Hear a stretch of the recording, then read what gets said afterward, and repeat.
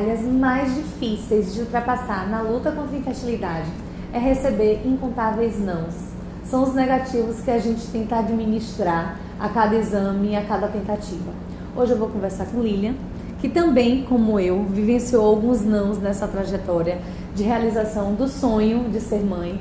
E hoje, né, diante de toda essa trajetória, ela hoje pode partilhar com a gente também a alegria do positivo. Então, Lilian, primeiro, muitíssimo obrigada por ter aceito o convite. Foi tudo tão assim inesperado, né, pra gente conseguir gravar. Mas assim, eu tô muito feliz. Eu sei que a sua história é linda e vai agregar valor na vida de todas as pessoas que estão aqui, né? Assim, quantas são as tentantes nesse momento que estão vivendo a dor porque gostariam de estar comemorando no próximo domingo, o Dia das Mães, né? E ainda não estão grávidas, não geraram seus bebês, ou não tiveram a oportunidade de adotar, ou são mães de anjos, perderam seus bebês, né? E você tem um coquetel de histórias a partilhar todas elas. Então, mais uma vez, muito obrigada. E eu gostaria que você contasse um pouquinho dessa sua trajetória pelo sonho de ser mãe. Eu nem sei por onde começar. Eu acho que eu passei um pouquinho de tudo, né, Lai? Assim, graças a Deus eu já tenho um casal de filhos, né? Foram 2 milagres na minha vida. Eu já tô começando a chorar antes de falar. Fique tranquila, fique tranquila. Mas assim,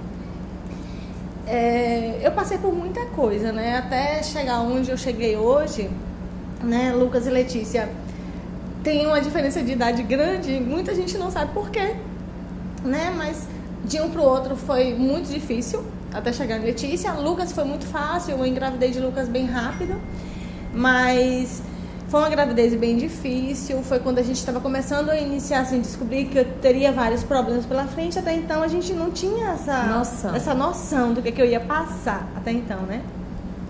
E aí ele veio de uma gravidez difícil, eu tive um parto difícil, onde eu tive que ser... Foi um parto de urgência. A médica vira pra mim e fala assim, ou você vai ter o filho agora, ou você pode morrer, né? Foi bem assim, esses termos que ela usou. E aí a gente corre pro hospital. A gente tava com 34 semanas na época. Eu tive pré-eclâmpsia, o parto foi sedação total, eu tive que ser com anestesia geral, porque a pressão chegou em 22/10. Era muito arriscado. Mas tá aí. E ele também é um milagre, tá aí. Né? Hoje com 17, quase 18 anos já. Um adulto. Se preparando pro vestibular. Que delícia. E aí depois de Lucas? Aí depois de Lucas, a gente vê a saga de ter outro filho, né? Lucas pedia sempre o irmão, queria sempre o irmão. Quando é que ia ter um irmão, e eu ficava, ele não entendia, eu falava, você é um filho, meu amor lhe basta, só você, aquela coisa toda, que de único filho é tão gostoso, né? Só que depois a gente sente a necessidade de ter outro. E eu queria dar um irmão pra ele, que eu não queria que ele fosse sozinho.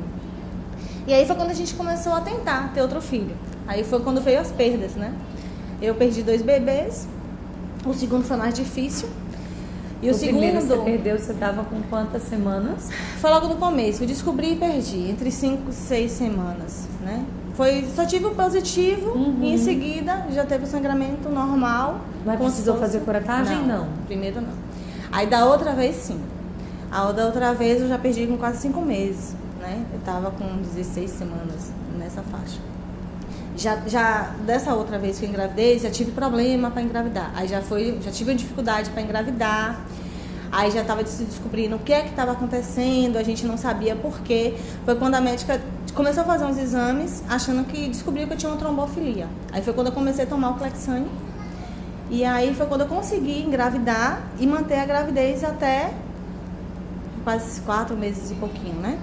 Só que aí eu tive o aborto retido.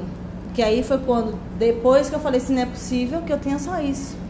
Aí eu fui... Lucas tinha quantos anos, Lilian? Lucas tinha 6 anos. 6 anos? Sim, não, tinha menos. Tinha 5 anos nessa época. 5 anos. 5 anos, nessa época. Porque dele pra Letícia tem a diferença de quase 8 anos. 9 anos, quase 9 anos a diferença deles. 9? Eu nem sei mais.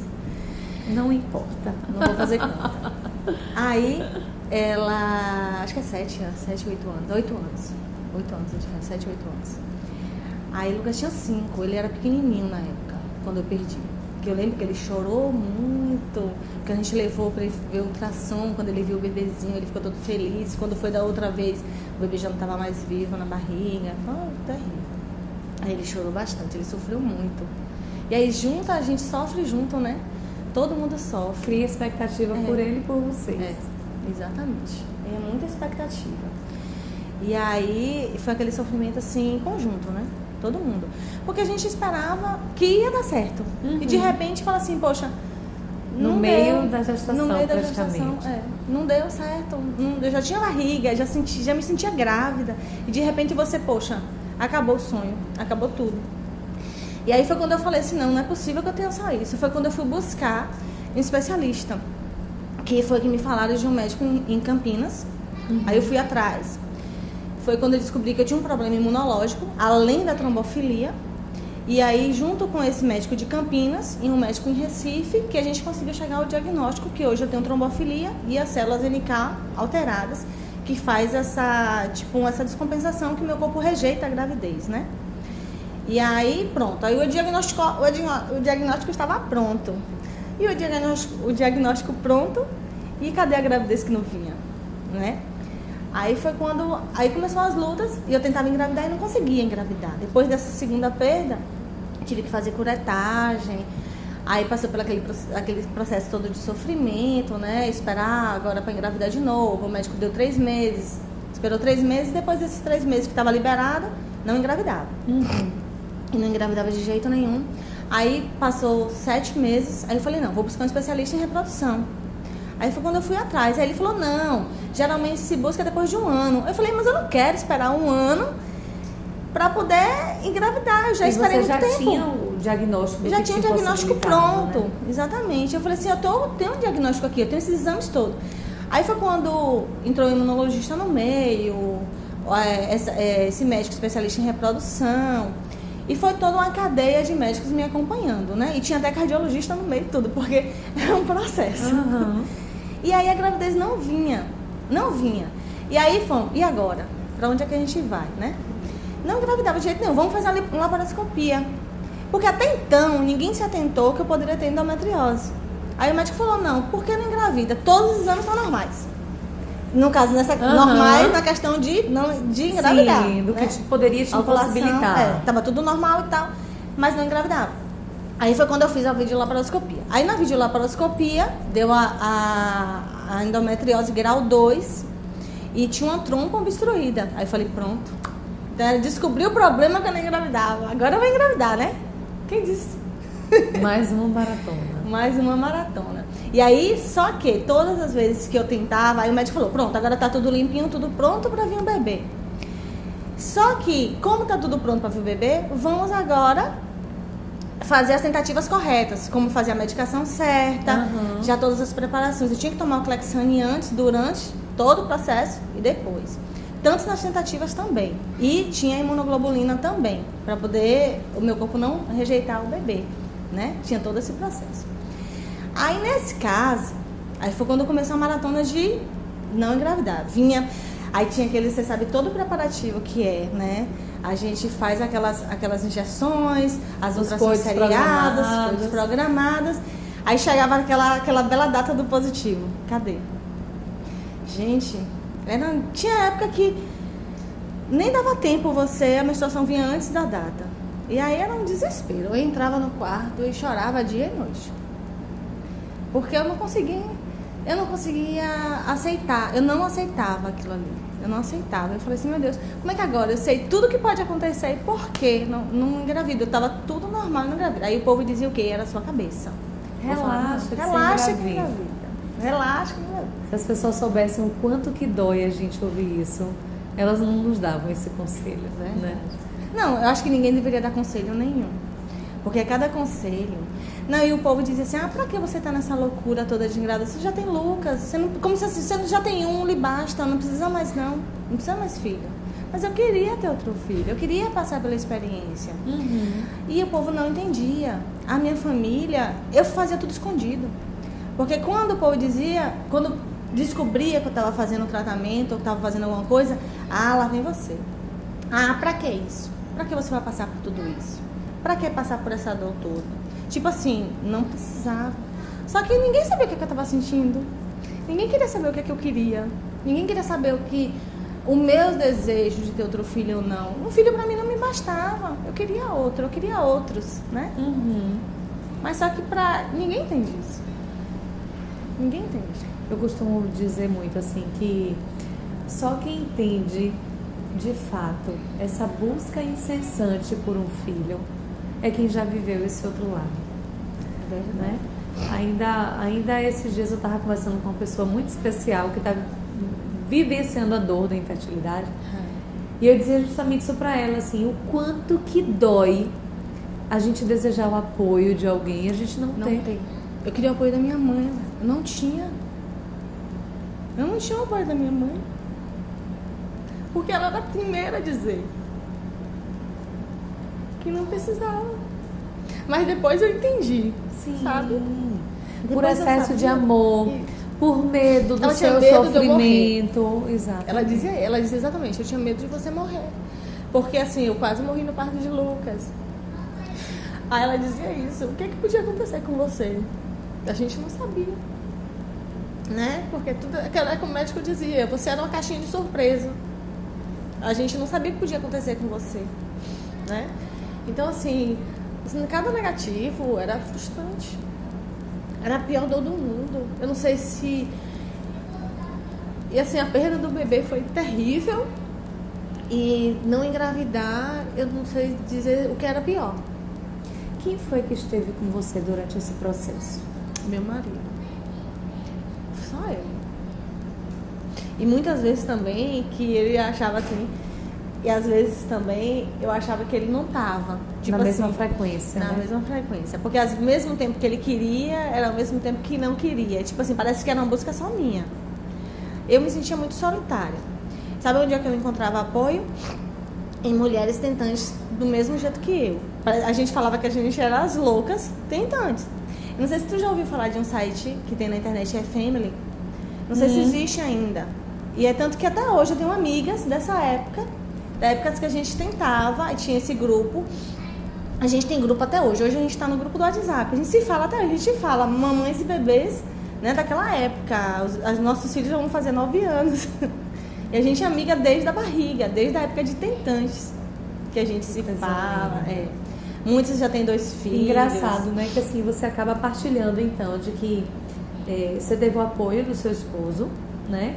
Que, embora você tivesse o apoio dele, mas muitas vezes, até ele, você sentia que não estava na mesma frequência que você.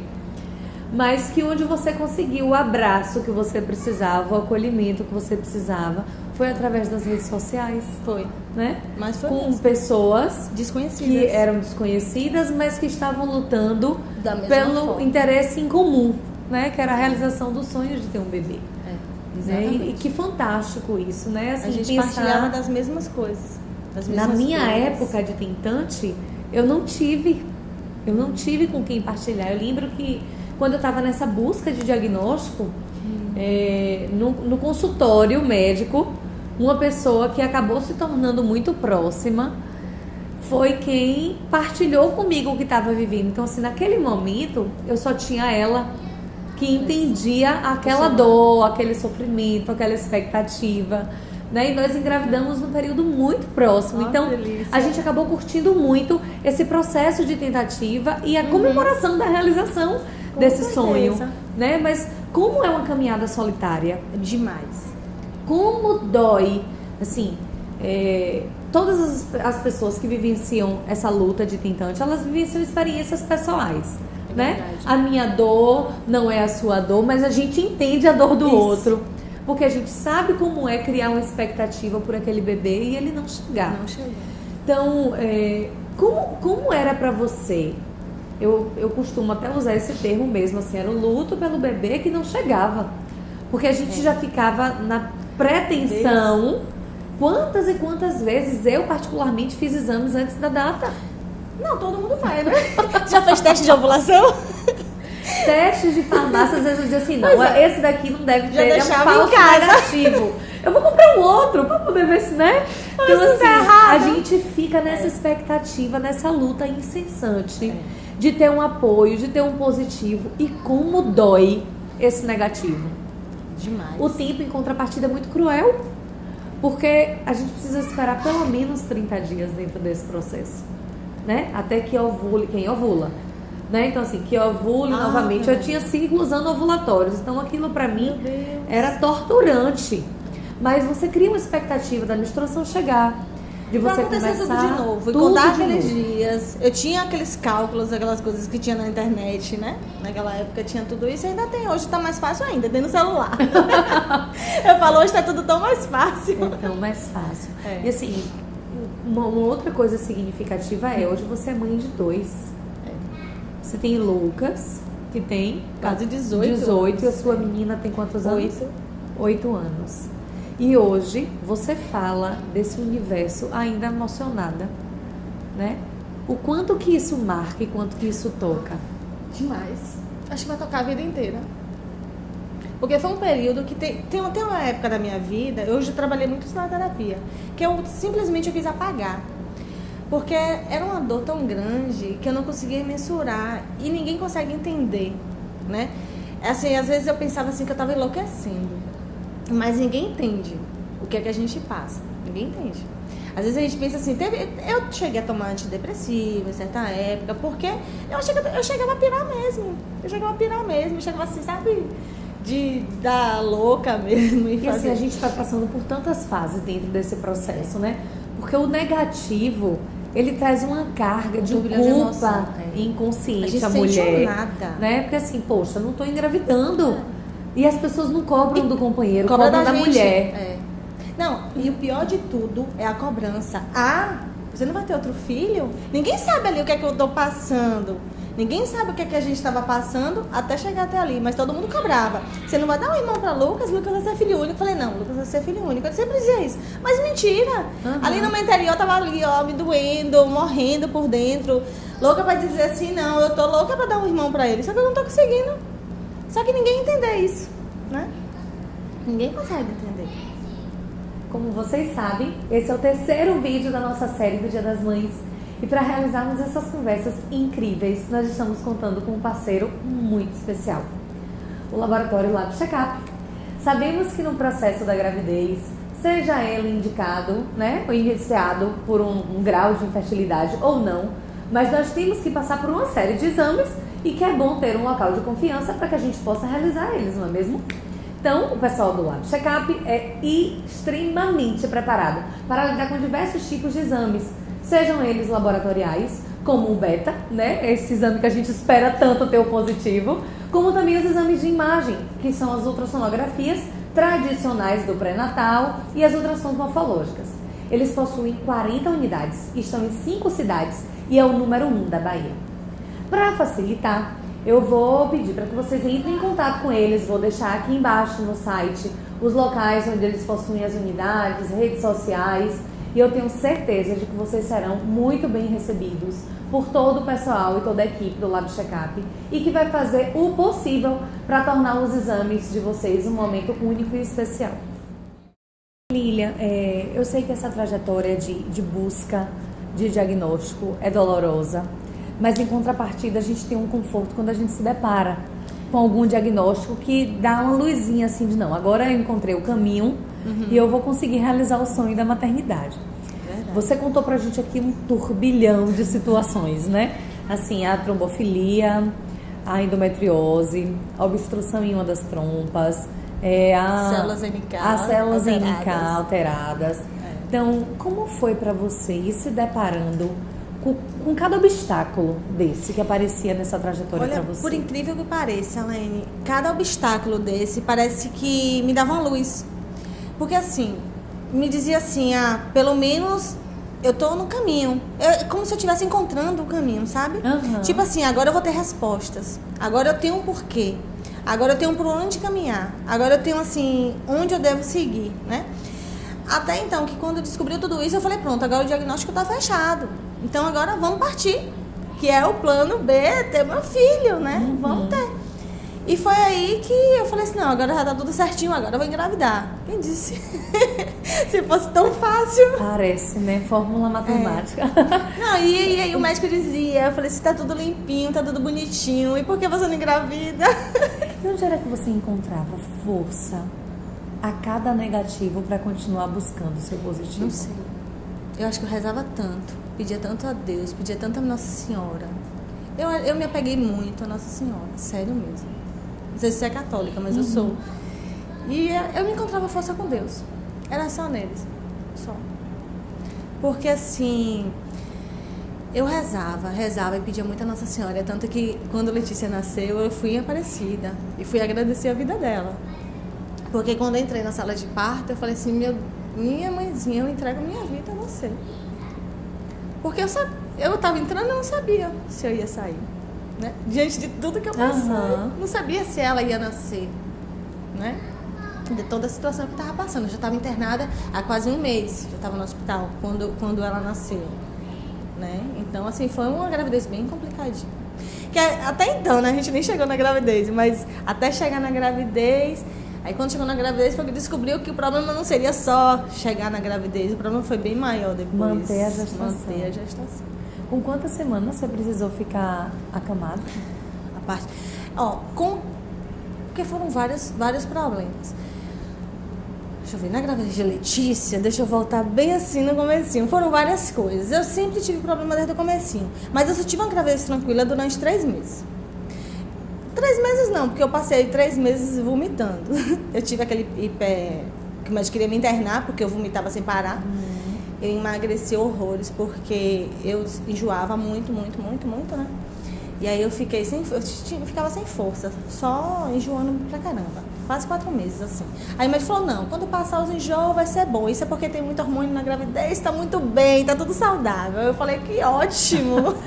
Então vamos continuar, né? Assim, né? E tudo bem. E aí eu precisava fazer essas imunoglobulinas, né? Cada 21 dias, que eu tinha que ficar internada numa clínica que era uma clínica de câncer, de pacientes de câncer.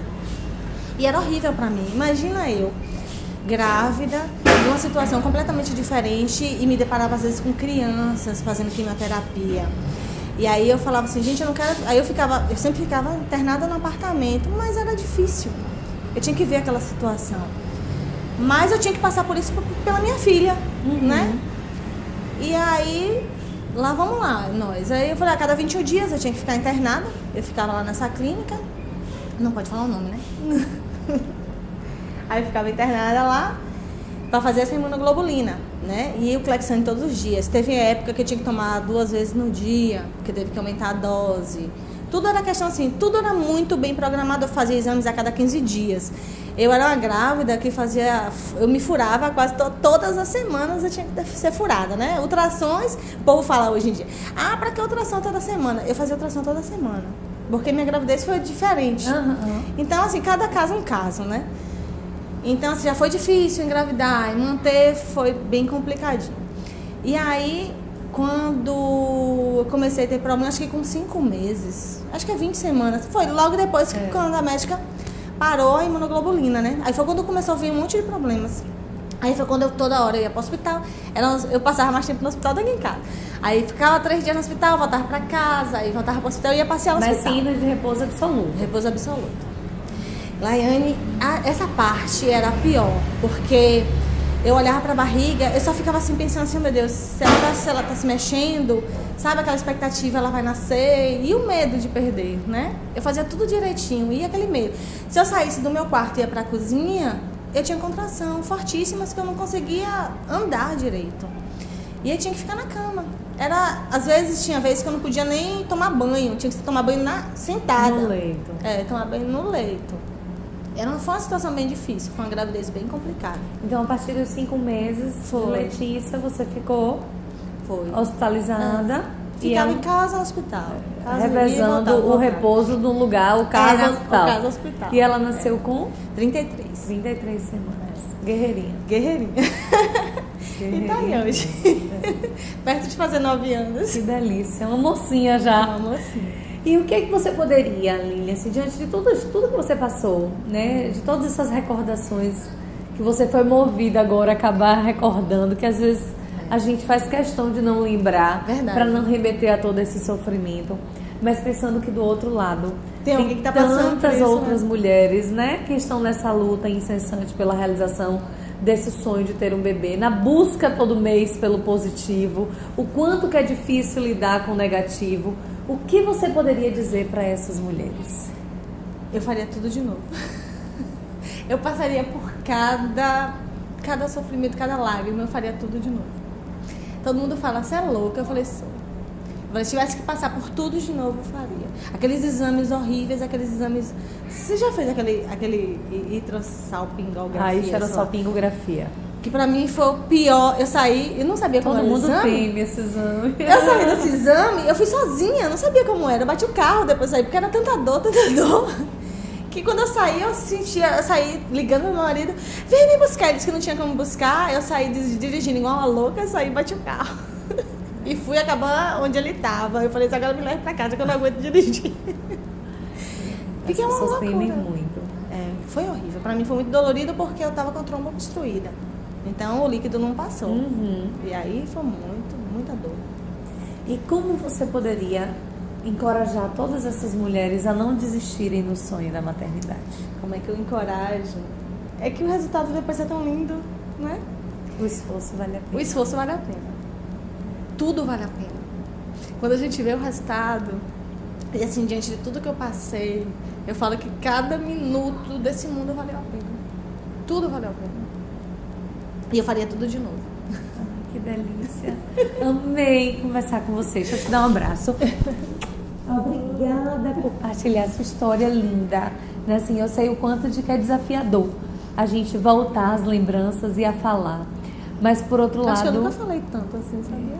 Mas por outro lado, tem tantas pessoas que estão nesse momento confortadas, né? E assim, se sentindo de fato acolhidas por você, por a sua história, pelo que você passou, né? Então, eu aproveito a oportunidade para já começar as felicitações de Dia das Mães, né? Feliz Dia das Mães para todas as tentantes, feliz Dia das Mães para as que já são mamães, feliz Dia das Mães para as que são mães de anjo, feliz Dia das Mães para toda e qualquer mulher que ama alguém de maneira tão incondicional e tem no seu coração esse desejo maternal, né? Então, muitíssimo obrigada. Feliz Dia das Mães para você também.